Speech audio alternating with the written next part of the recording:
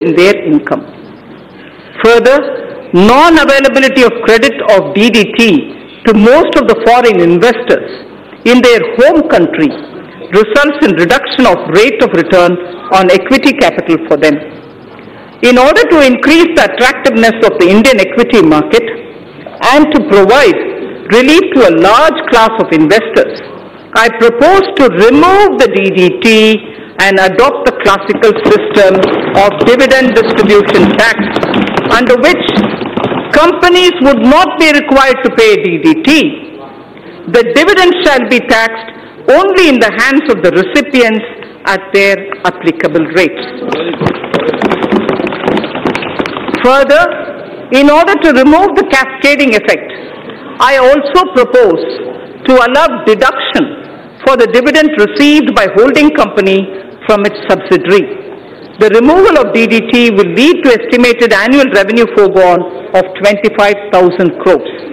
This is another bold move, sir, which will further make India an attractive destination for investment.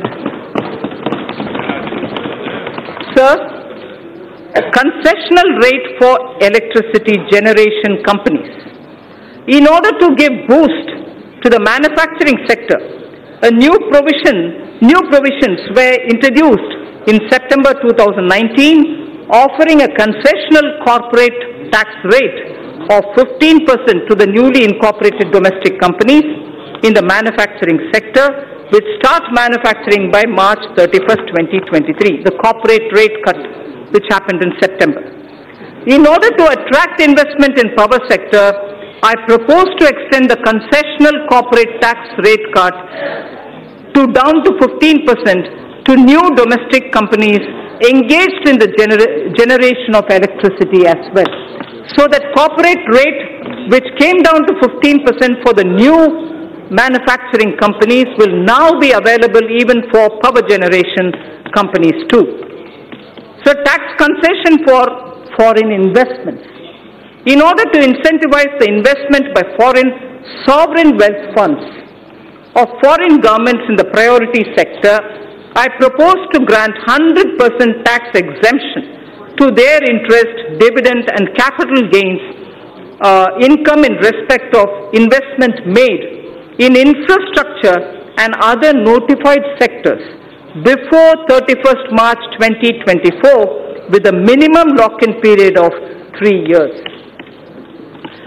Honorable Speaker, sir, in order to make available foreign funds at lower cost, I propose to extend the period of concessional withholding rate of 5% under Section 194 LC for interest payment to non-residents in respect of monies borrowed and bonds issued up to 30th June 2023. I also propose to extend the period up to 30th June 2023 for lower rate of withholding of 5% under Section 194 LD for interest payment to foreign portfolio investors and qualified foreign investors in respect of bonds issued by Indian companies and government securities.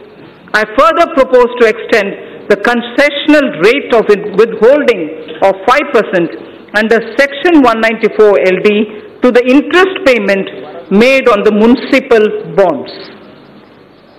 In order to incentivize listing of bonds at IFSC exchange, I propose to further reduce the withholding rate from 5% to 4% on interest payment on the bonds listed on its exchanges.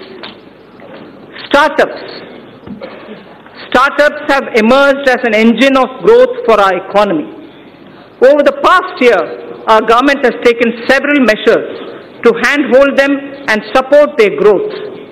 During their formative years, startups generally use Employee Stock Option Plan, the ESOP, to attract and retain highly talented employees.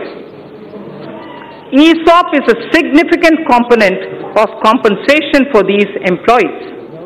Currently, ESOPs are taxable as perquisites at the time of exercise. This leads to cash flow problem for the employees who do not sell the shares immediately and continue to hold the same for long term. In order to give a boost to the startup ecosystem, I propose to ease the burden of taxation on the employees by deferring the tax payment by 5 years or till they leave the company or when they sell their shares, whichever is the earliest. Further, an eligible startup having turnover of up to 25 crores is allowed a deduction of 100% of its profits for 3 consecutive assessment years out of 7 years. If the total turnover does not exceed 25 crore rupees. In order to extend this benefit to larger startups also, I propose to increase the turnover limit from existing 25 crores to 100 crores.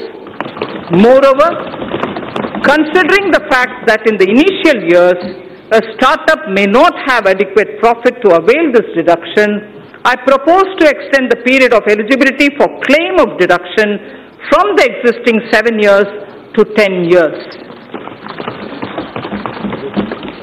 So the corporate rate cut in September has led to a lot of cooperatives who are asking for level playing field. Cooperative societies play an extremely important role in our economy in facilitating access to credit, procurement of inputs and marketing of products to their members. These cooperatives are currently taxed at the rate of 30% with surcharge and cess. As a major concession and in order to bring parity between cooperative societies and corporates, I propose to provide an option to the cooperative societies to be taxed at 22% plus 10% surcharge and 4% cess with no exemption or deductions. Further, I also propose to exempt these cooperative societies from alternative minimum tax, the AMT, just like companies under the new tax regime are exempted from minimum alternative tax, the MAT.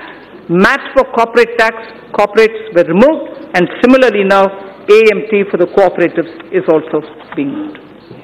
Medium and small and micro enterprises, the MSMEs, currently businesses having turnover of more than 1 crore rupees are required to get their books of accounts audited by an accountant. In order to reduce the compliance burden on small retailers, traders, shopkeepers who comprise the MSME sector,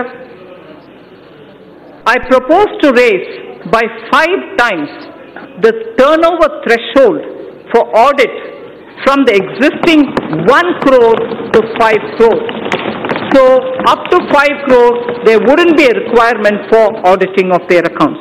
Further, in order to boost less cash economy, I propose that the increased limit shall apply only to those businesses which carry out less than 5% of their businesses and business transactions in cash.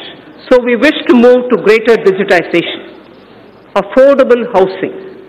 For realization of the goal of housing for all and affordable housing, in the last budget, I had announced an additional deduction of ಈ ಬಾರಿ ನಮ್ಮೆಲ್ಲರ ದೊಡ್ಡ ಮಟ್ಟದ ಕುತೂಹಲ ಇದ್ದಿದ್ದು ವಿತ್ತ ಸಚಿವರು ಏನು ಅನೌನ್ಸ್